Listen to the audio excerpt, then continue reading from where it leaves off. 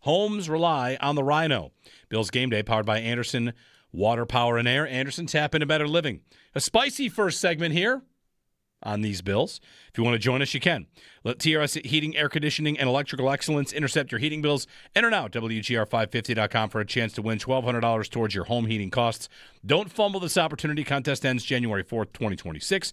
TRS Heating, Air Conditioning, and Electrical Excellence, powering tomorrow, comforting today. So Brandon Cooks is on the team, and Elijah Moore is gone. Moore, yes, who came in after the draft. The GM famously said, not so famously, there are other famous things he said. One of the things he said that I remember on One Bills Live was that they had talked to Elijah Moore before the draft. They said, let's put a pin in it, see how the draft goes. And then, of course, when they drafted only a seventh-round receiver in Caden Prather, they went back to Elijah Moore and they signed him. And then Elijah Moore ends up his Bills career. Let's just say he hit the unders for what a lot of people might have expected. Not 9 catches. Was it 9 catches? It is 9 catches. 9 catches for 112 yards. His closing line in Houston was 1 for -3. And he's gone. And now Brandon Cooks comes in. Cooks, who would have been available from the Saints at the deadline, nobody paid whatever they were asking for Cooks. He gets his release. He comes here. So we'll see if he can make a difference. He's been traded a bunch. Yes. He's got vertical speed. He's someone that, is in the league as like a 4 to 5 receiver, an older guy. Just like see what he can do. And we'll see how quickly the Bills can get him. The problem is I think he's their number one receiver right now. So, no Curtis Samuel, no Elijah Moore. Keon Coleman likely dresses in this game. I think they have to.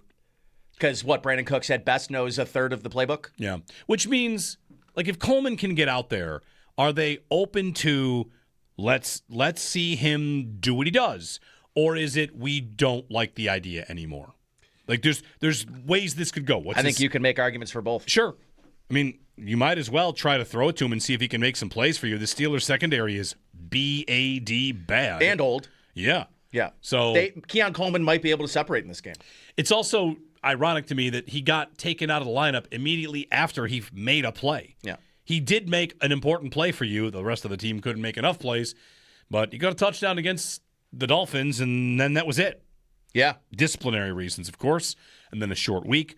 So now he's back. Whatever had been bubbling for a while, we'll see how that I comes also up think, today. listen, they clearly trust and are now kind of going all in on Gabriel Davis. And, again, I thought it was funny during our broadcast for the Buccaneers game where I'm pretty sure 2 years ago, this was the game where everyone's like, okay, no more Gabe. Don't sign him in the offseason. Goodbye. Oh. Everyone was exhausted of Gabe, and now he's the savior. He's a very good He is. $2 million receiver as opposed to a $13 million receiver. Very, very right. Yeah. Very right. Alan in the car. Alan, good morning. You're on Buffalo Bills Game Day. Yeah, good morning, guys. I just want to make a comment. The Chicago Bears last week against Pittsburgh were missing 6 D starters and 2 offensive starters. And again this week in Philly, and they found a way to beat both of these teams. Philly's they just look horrible right now. They look, we talk about the Bills losing big games. They got whipped by the Giants. They lose this game, and they blew the 21-0 lead against Dallas. And I just think this team, and Utah, I don't know if you mentioned this, Jeremy, a couple years ago we played the Cincinnati Bengals. They had 2 starters on the defensive line, 3 were missing, and we couldn't get to their quarterback. And that was a travesty. Yeah, the playoff game. Yeah. And then the Chiefs game and that divisional playoff game here, we're missing 2 starters. This year, I look back, 5 teams have been missing 2 important key Pro Bowlers or key linemen, and they won 4 times. And 2 of those teams were bad teams. So this Pittsburgh's defense is horrible.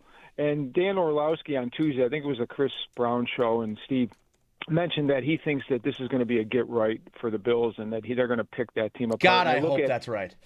And I look at Sims and I look at Daniel Jeremiah and a lot of this national media. You listen to guys around here, and they're not as optimistic about the Bills, but the national media seems to really think this is a get-right game.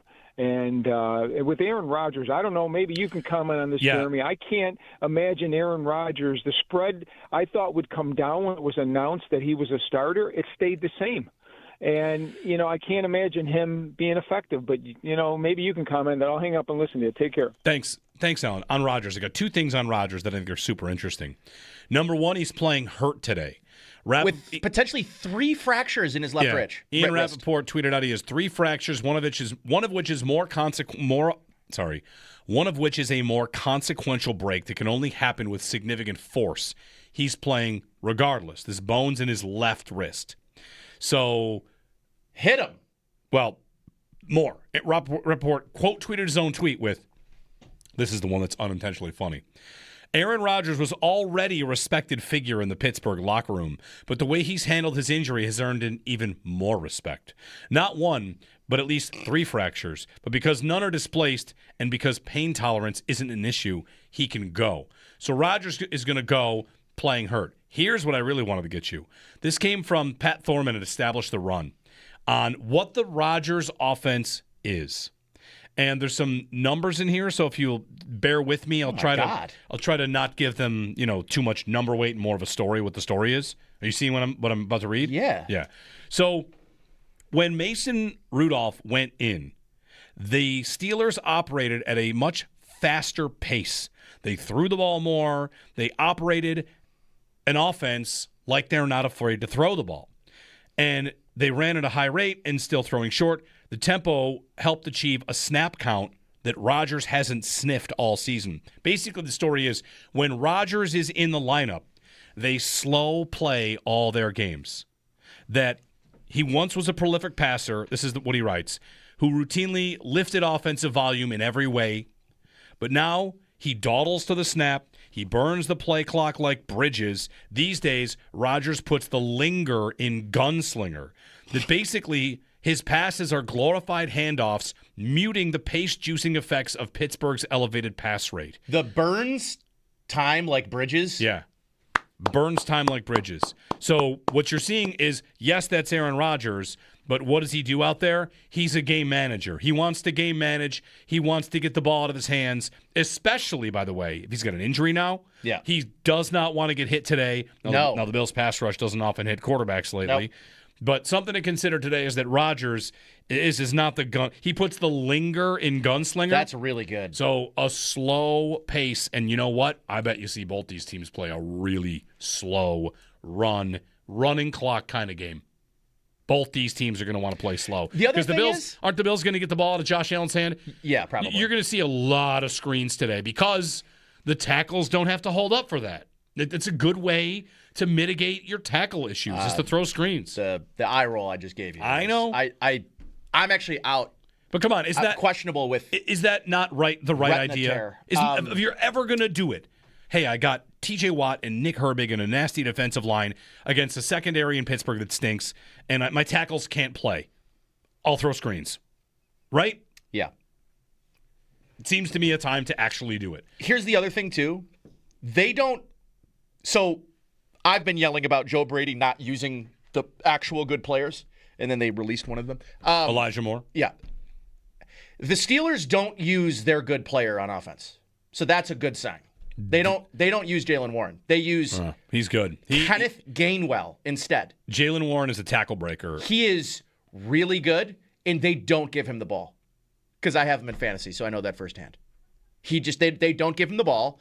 They give it to Kenneth Gainwell as a small scat back instead. So, and they have Arthur Smith as their offensive coordinator. Right. Fantastic. I did not know how bad their defense was, though. It's pretty bad. bad. Their defense is 32nd against the pass. They got lit up They're against bad. the Joe Flacco and the Bengals. Yeah, bad. Real bad. 803-0550. Mike and Cheektowaga. Hey, Mike, good morning. Hey, guys. I was watching Charles Barkley and Shaq the other night, and they were mocking out Anthony Davis, who missed so many games that his nickname was Street Clothes. And I was just thinking about it. The Bills got too many guys like that. I mean, Curtis Samuel, who's on IR, I know now, Terrell Bernard, to a lesser extent, Taron Johnson and Ed Oliver. But the worst is Dalton Kincaid. We see this guy about once every 2 months. Yep. And everybody's like, "Oh, he's a great player, and he's a talented guy, and he's better than Tony Gonzalez." But he's never in the lineup. Number one and number two, and perhaps it's just a coincidence, but it's a lot of guys that got paid, and I don't know that. Well, Kincaid's not one of those guys that got paid. Not yet, and I hope we don't. But I know that he's going to probably have a great game today if he plays.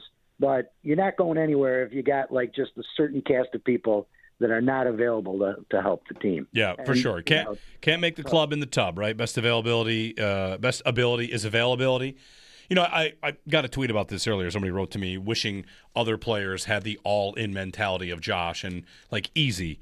Guys want to play. Yes. And if guys could play, they would. In fact, in the case of Kincaid, you might have a player that wants to play and the trainers don't think he should because they want to protect him for later in the season. And he might yell at them and say, I feel good. Yeah. And they say, we don't care. Yep. We got other games and that will be more happens a important. lot. Yes, right. So I don't want anybody, don't go calling the players that aren't playing soft. If guys are consistently hurt, that can be bad luck, that can be bad training, that can be a number of things. But I would just really hesitate to call anybody that's not playing soft because they're not all in. I just don't buy it. But the flip side of that is if a guy can't stay healthy, then you ask whether or not you should sign that guy. How'd the Bills get Joey Bosa? Because he's a guy that's had injury issues and the team he's on decides to all right, well, thanks for everything. We're going to go in a different direction. And he goes to the market and he gets less than what he's probably worth because he's battled injuries. And guys that get hurt, guys that have that is something that definitely affects how much they make. You get incentives, you get bonuses, you get contract clauses that work in. So, but in the case of Samuel, no doubt. Like, since the day he showed up, he's been hurt. Yes. Now, is that his fault? No, but it is still a reality. Thanks for the phone call. 803-0550, 1-888-550-2550. Jeremy and Nate, it is Buffalo Bills game day. Open phone lines for you. Give us a ring if you're on hold. Stick with us. We'll be back in a snap. It's brought to you by Snapdragon Apple's the